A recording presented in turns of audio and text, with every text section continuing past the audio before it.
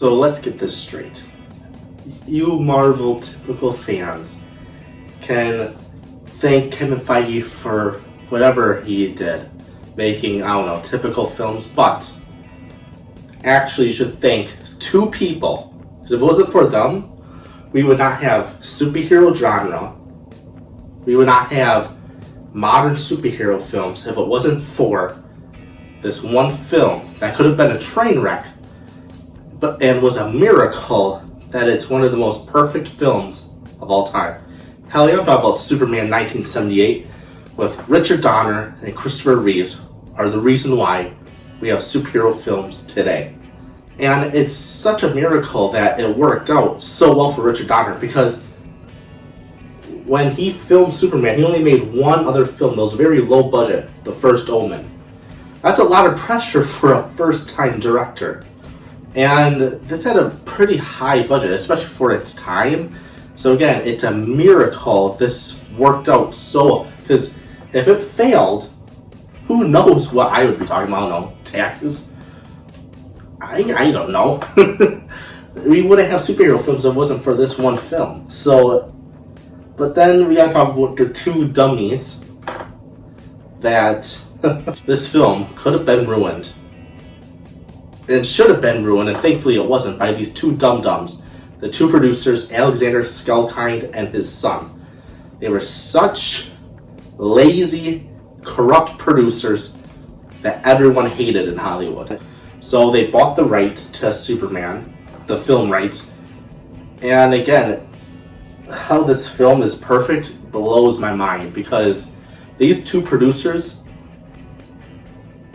you'll see with Superman 2, 3, and 4, the train wreck. But for this one film, it's a miracle that it was as perfect.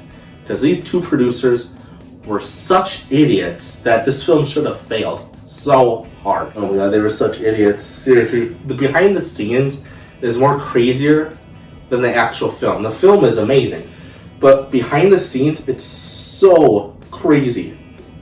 Like, I'm shocked there's no documentaries or a biopic about the behind the scenes of Superman 1978, because it's crazy. Again, I keep saying a miracle. I'm going to say again, it is a miracle how this film is not shit. It's amazing how it's a perfect film, especially a perfect superhero film. It should have not been, especially with the crazy, horrendous behind the scenes. This film,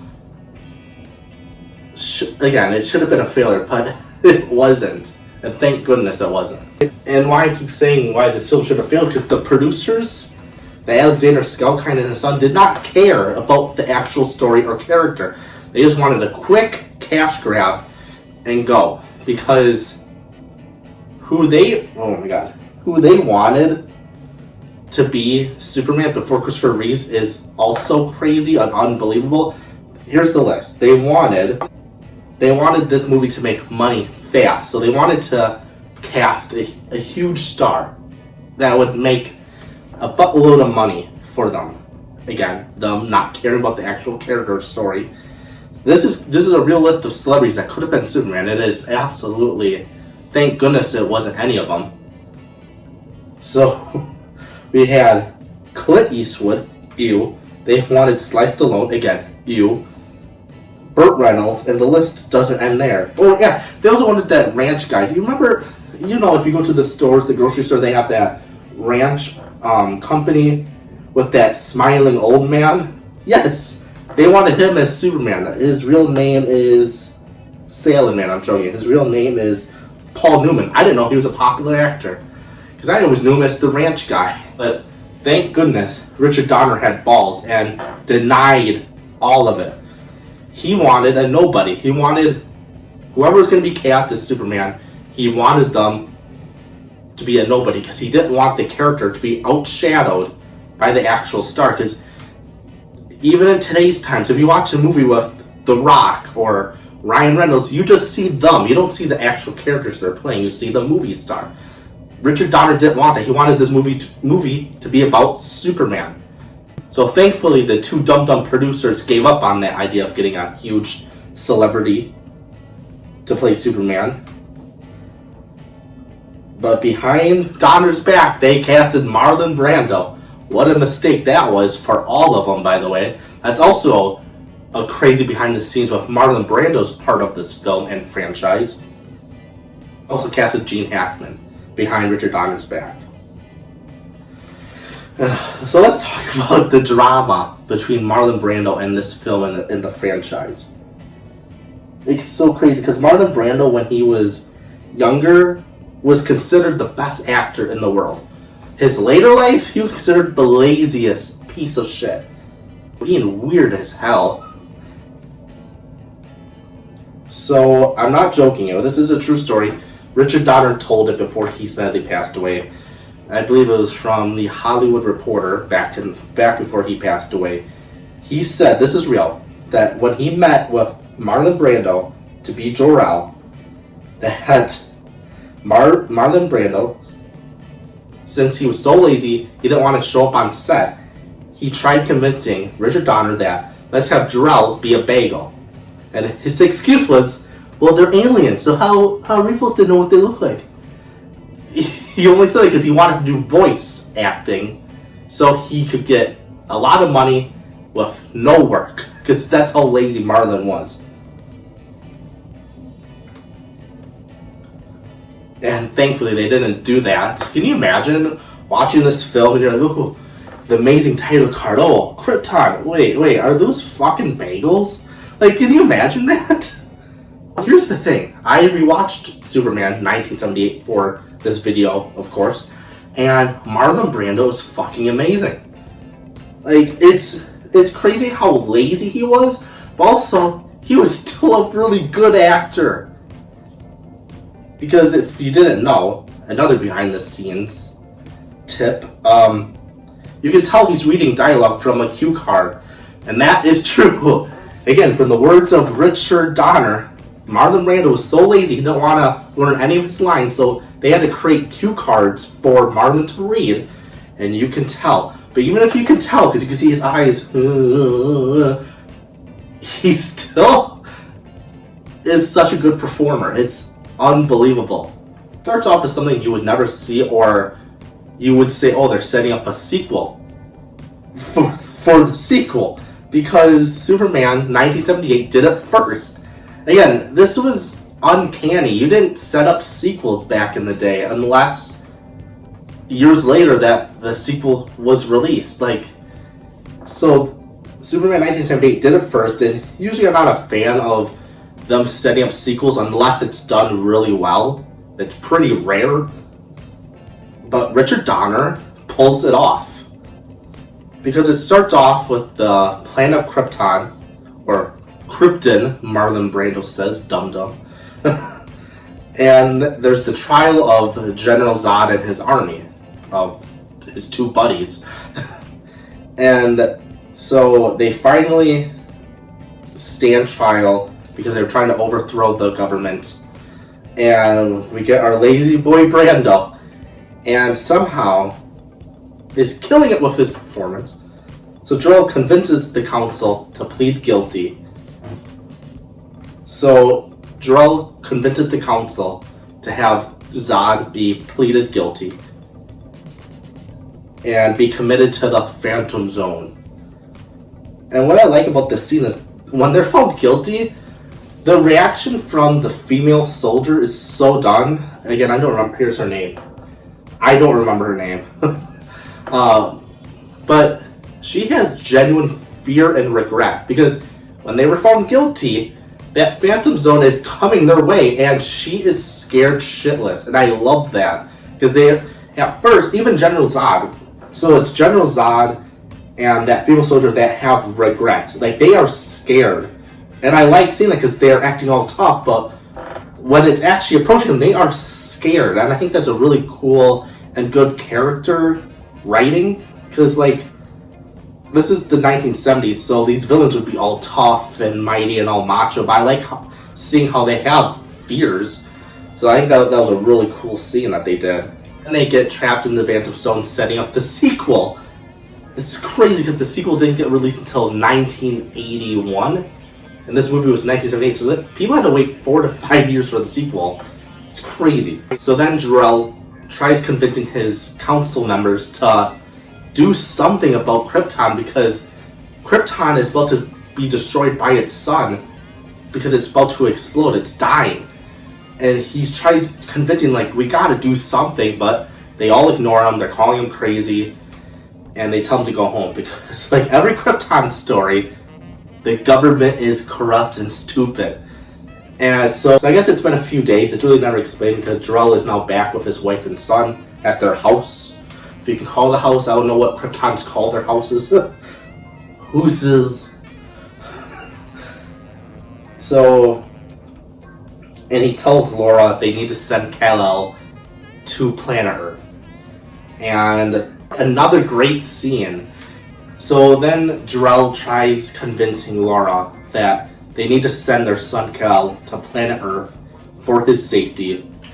And we get another great scene of where the mother doesn't want to let the mother, Laura, doesn't want her kid to go because she loves him.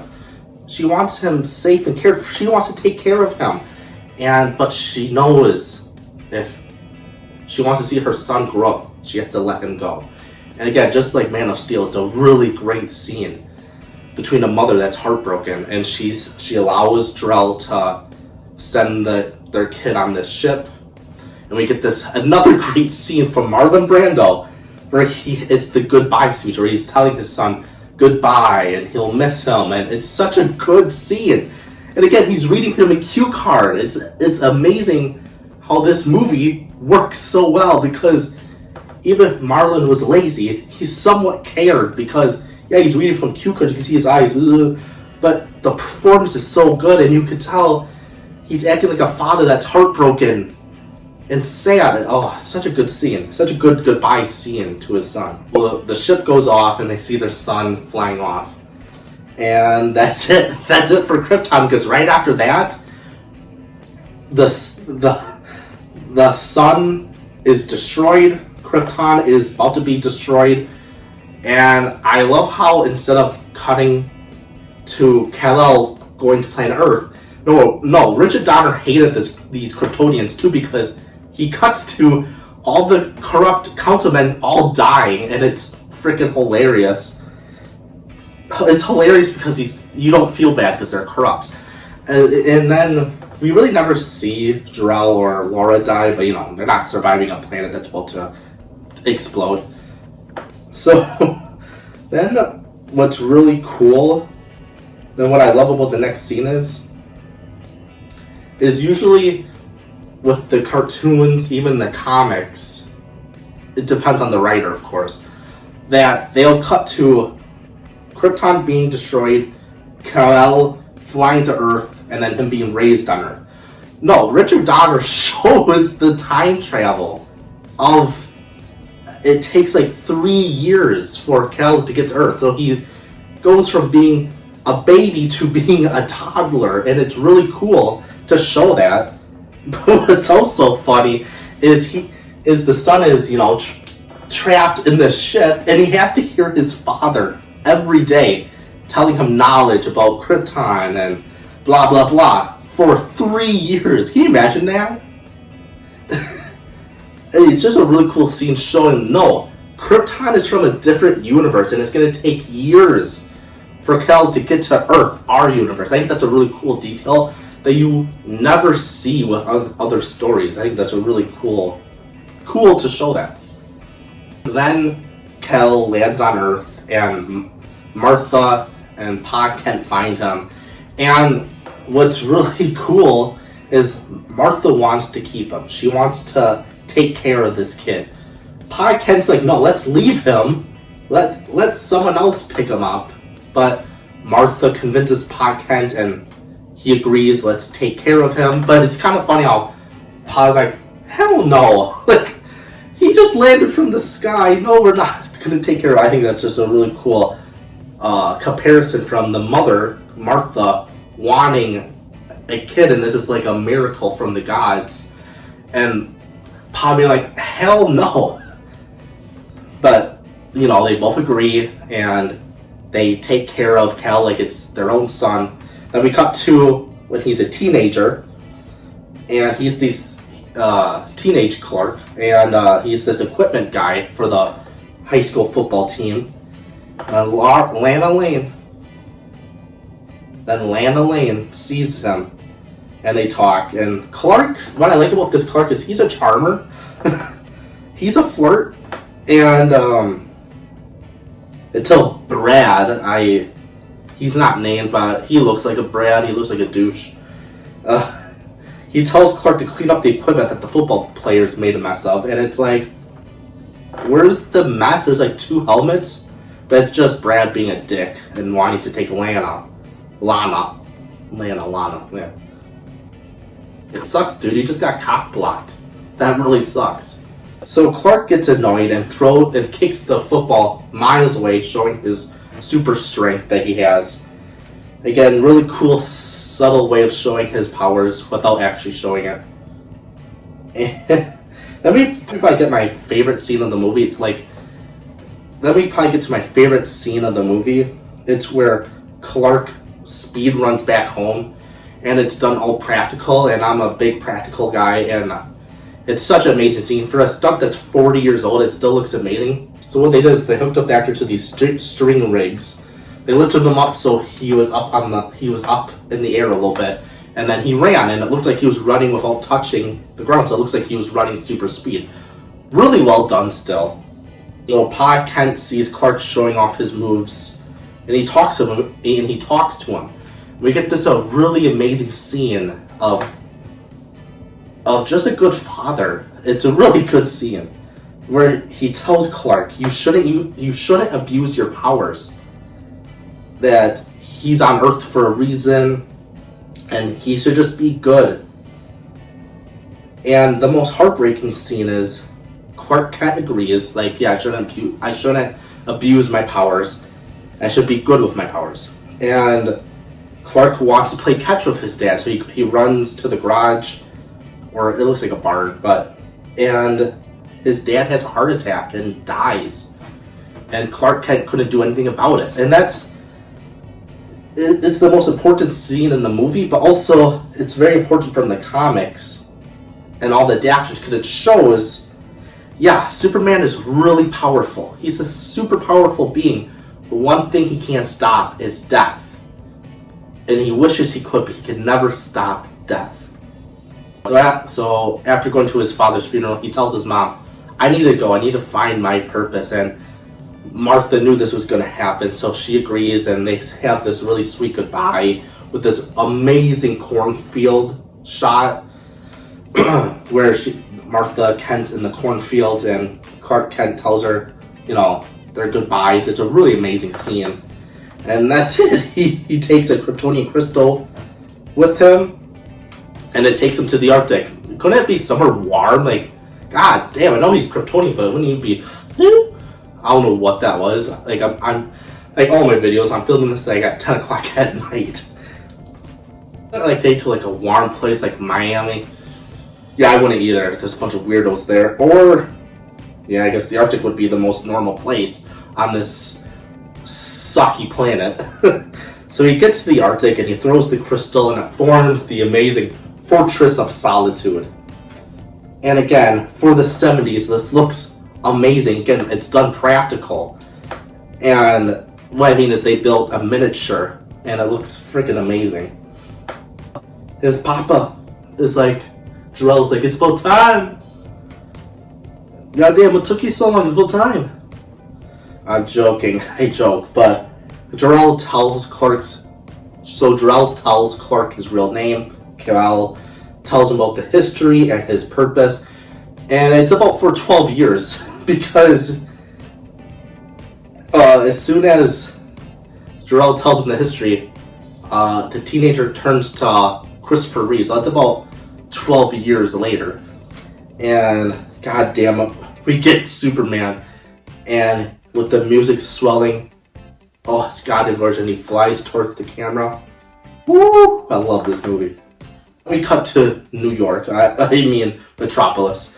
But having New York being this version of Metropolis is really smart, because from the comics, Metropolis is in Delaware, right next to New Jersey, the home of Gotham.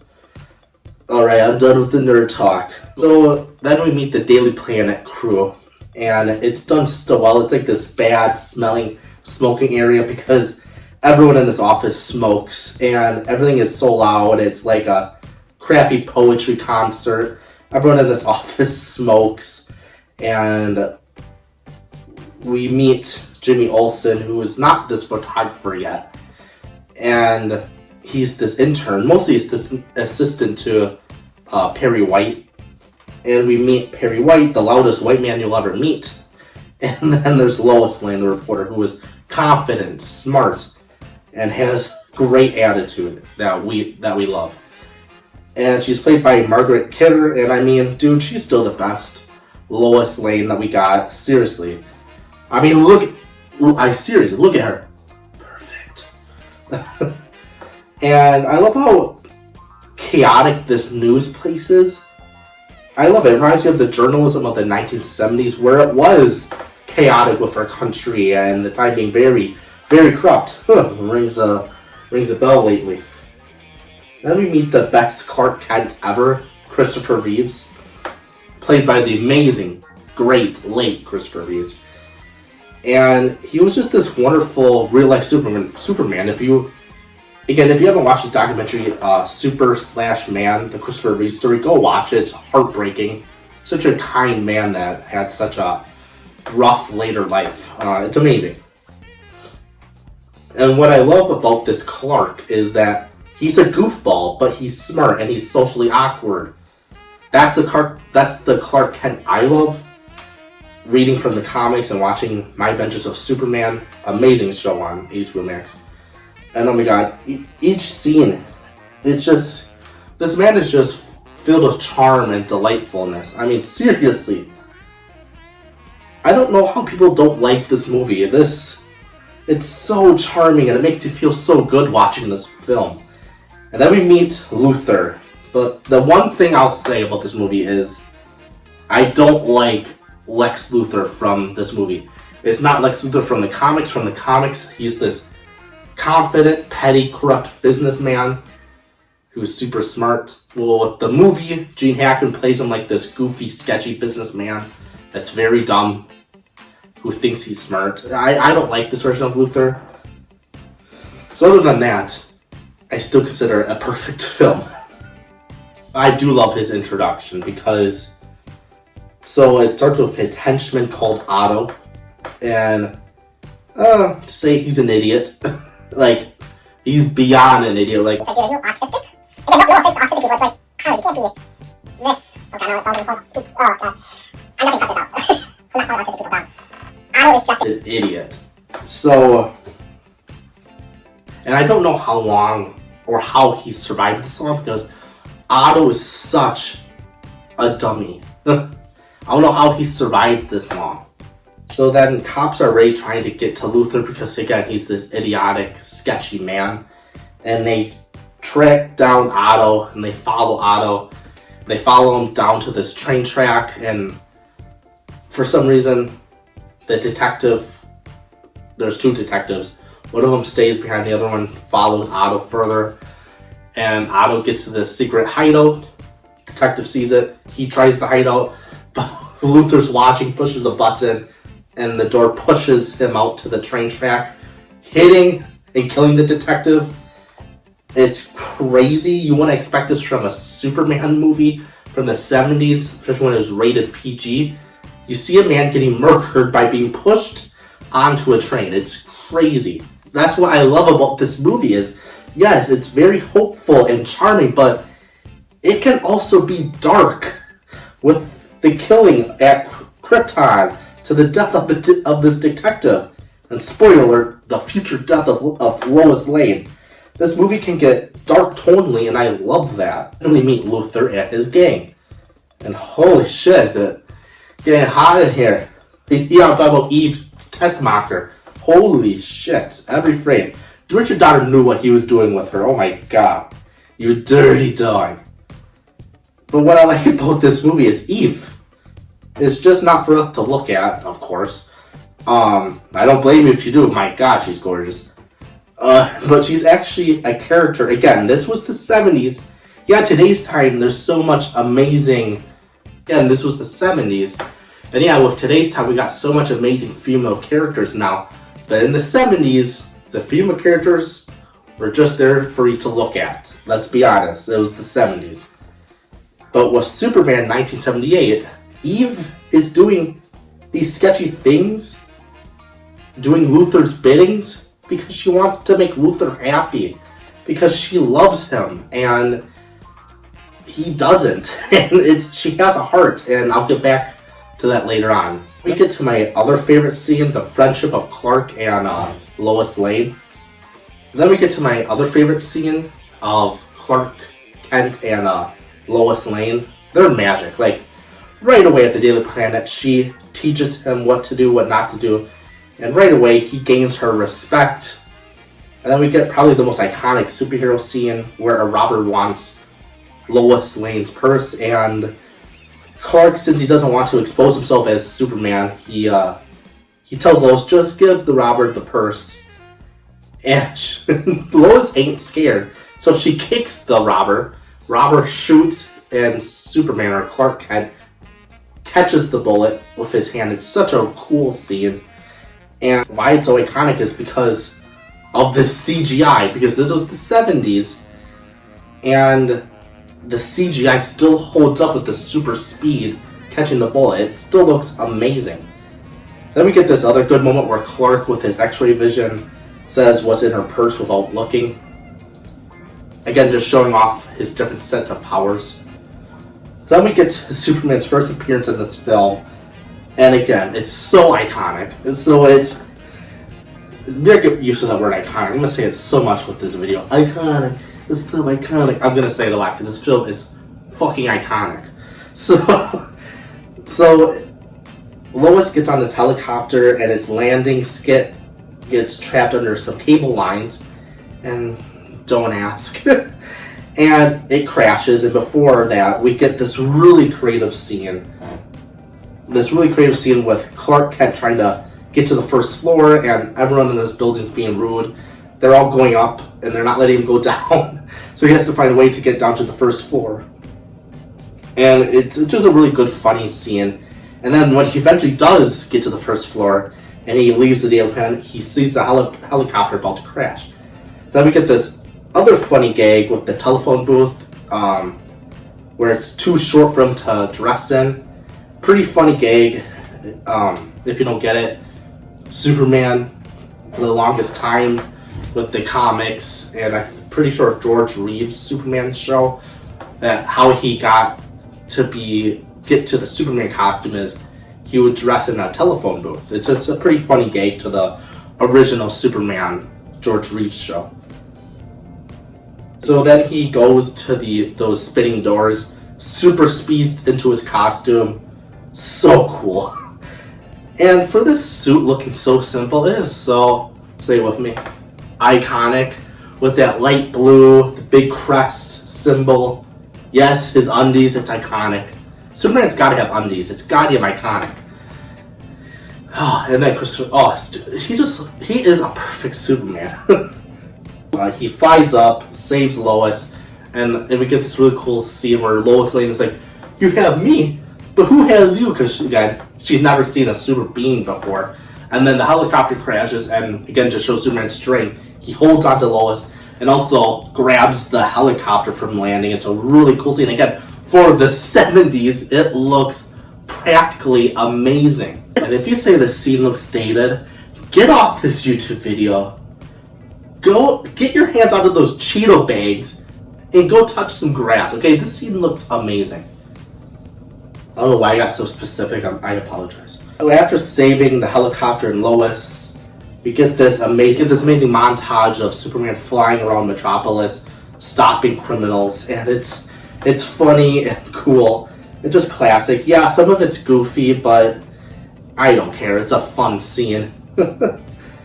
So then the next day, Perry White wants the big story about who is this Superman, who's this super being. He calls him the flying figure because he's not called Superman yet. So since Lois was saved by him, Perry has her set up an interview with him. So then we get to the horniest scene of this film, I'm not shitting you, where Lois Lane asks Superman what panties she's wearing, what color they are. He answers, they're pink. And then she asks him how big he is, and I ain't complaining. But seriously, other than the horniness, it's generally an amazing scene where we see Superman is this charmer. He wants to be everyone's friends. Then we get to the really good, sweet scene of Superman flying and holds hands with Lois, and they fly around Metropolis. And and yes, we get to her monologue. Yes, it's not great, but it was supposed to be her singing. But for some reason, Richard Donner was like, "Girl, you cannot sing, so let's have you talk." And it's very awkward, but it doesn't ruin the scene. The scene is very sweet and cute. It's basically Superman going on a date with Lois, and it's cute. It shows how Superman loves Lois. That first night, he knew she was the one. And then next day, we get to Luthor, and since Luthor is a diva, he can't read on his own, so he has Otto read for him what's on the newspaper. Such a bitch. So then he learns everything about Superman, what his weaknesses are. How, because with the interview, she never really asked what his weaknesses are. Was it a big deal? No. Did this part make sense? No, but again, it doesn't ruin the film. It's just, what do you call it? A plot hole. Every film has a plot hole. So then Luthor, this whole movie, is this sketchy businessman. Well, he thinks he's a businessman, and he has no business, I can tell you that. But he wants California half destroyed so he could sell real estate there. So he comes up with this Looney Tunes idea, by the way. Where it's so goofy. It really doesn't make any sense, but the stupidness works so well because Gene Hackman's performance is so good. So he convinces the military, because goddamn they're so dumb, to give away missiles to a complete stranger. So the sad thing is, this would happen in real life. For how dumb and corrupt our government is, they will do the same stupid shit. So yeah, Luthor is dressed up in cosplay as this trucker, then as a normal civilian to distract the military soldiers until Eve sends him the codes to Luthor's base. So for Luthor's mission to succeed, he needs to kill Superman. So he tracks down the group that has kryptonite, his weakness. And again, showing how dark this film is, they never show it. It's implied that Luthor and Otto kill these people to get the kryptonite.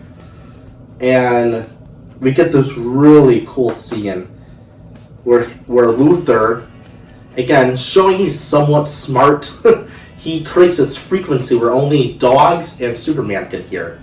And it's a really cool scene. And so the scene starts with Perry tells Clark that he needs to be better. He needs to be a better journalist. And Clark can hear leather. Clark Kent can hear Luthor threatening Metropolis and telling Superman to meet him here. So Clark Kent has to sneak out from Perry's office, and we get this really cool scene where he sneaks away from the Daily Planet by jumping out of the window. Again, he makes sure no one's looking, and then he turns into Superman and flies to Luthor's base. It's really, again, say it with me, iconic. So Superman gets there, and again, we get this really cool scene showing off Superman's powers where he pushes that hideout door that's full on heavy metal down with no ease. And I love how everyone is concerned. I love how everyone is concerned except Luthor. Luthor could not give a damn. He's not scared of Superman. And Superman, again, being such a nice guy and kind, he doesn't know how to threaten people. So Luthor's not taking the bait. So yeah, so Superman trying to be scary fails because that's not Superman. Superman is all about kindness. So he fails at being mean. And Luthor, being a sketchy scammer, he manipulates Superman to trick him opening up this box, and this box has kryptonite. And this is when Luthor, being an evil son of a bitch, puts it over his neck, pushes Superman over to the pool so he can drown to death. Again, this film could get very dark. But again, showing, and then Luthor leaves Superman because, he's like, Superman's gonna die. So him and Otto leave. Eve is still there, and again, she's worrying because those missiles are about to hit her hometown. So again, her having a heart, so she jumps into the pool, saves Superman, and Superman promises her he will save her mother, and then he flies off to stop the missiles. So Superman flies super fast, and we get, again, for the 1970s, all the practical effects look really good 40 years later. He stops the first missile, but he's too late on the second. The second missile blows up the San Andreas, and this is when the San Andreas gets that huge earthquake. And then, again, we get this really cool practical effect scenes where Superman tries saving everyone, and he does. And he saves Jimmy Olsen from falling down from the Hoover Dam. And the Hoover Dam gets destroyed from the earthquake and the water flows. So Superman, then after saving Jimmy, has to save the people of this town where this water is going to flow and destroy them. He saves the town by breaking up a bunch of rocks, big rocks, and the big rocks trap the water, saving that town. And again, really cool miniatures. And then we see him saving a bus from falling down. Again, practically, chef's kiss. And then my favorite scene of this chaotic earthquake is Superman lays down on the broken train tracks, and he has the train go over him, protecting everyone on that train. It's so cool, showing how strong Superman is. Then Lois has to get gas. Yes, you heard me right. She has to get gas. It's like, Lois, there's, an earthquake, and I guess gas can't wait, because I guess gas was super cheap back then. I mean, goddamn, they were cheap. Only in cents? Goddamn. But she gets her gas. So then, since she took her sweet old time, the earthquake gets to her, traps her car under this huge crack. And this is when this film gets dark, tonally, because she gets trapped under this dirt crack. That sounds really wrong. The earthquake creates a crack, her car gets trapped, and Lois Lane dies. I'm not shitting you. She gets buried to death and crushed by the heavy dirt. Again, this film can get very dark, and it's brutal. So, since she got crushed from the rubble and the dirt, Superman arrives way too late. And he's horrified that he failed. His one mission is to help everyone, save everyone. And he loved her. He wanted to be with her. So he breaks the one rule that he can't break. He has to save Lois. How is he going to do that? He flies to outer space and flies backwards, somehow turning the Earth backwards, turning back time. Again, doesn't make sense. No. Is it cool? Yes. He saves Lois by going back in time, and then what's really cool is he knows if he keeps having the Earth go reverse, he'll go super back in time. So then he has to go the opposite way so the Earth to turn normally again. It's just again, doesn't make sense? No. Do I care? No. It's just a really cool scene. And yeah, he saves Lois. Everything is reversed, so the earthquake never happened. Everyone is saved. And then Superman has this really great scene with Lois. He says goodbye to her, and he catches Luthor, brings Luthor to the prison. Luthor and Otto to this prison. And and it ends so goddamn beautifully. It's of Superman flying around the Earth, and he looks at the camera and smiles. It's such a perfect, beautiful ending of this perfect, beautiful film. And yeah, guys, that is Superman 1978, the most important film of the superhero genre. If this film failed, I would not be talking about any superhero films. We wouldn't have any superhero films. Superman 1978 with Richard Donner, Christopher Reeves, they made it modern and they made it cool and they made it with respect. So yeah, I of course, I love this movie. I think this movie is perfect. I think it's a perfect film. I think it's a perfect superhero film. Call me biased. I don't give a shit. This is my video. But next week, we talk about Superman 2. Spoiler, I also love Superman 2, even if lots of people don't. See you guys later. The Superman Marathon continues soon. If you like this video, give it a like, share. Follow me on my socials. I'm usually only on Bluesky. Yeah, guys, you guys are awesome. Subscribe and like. Peace out.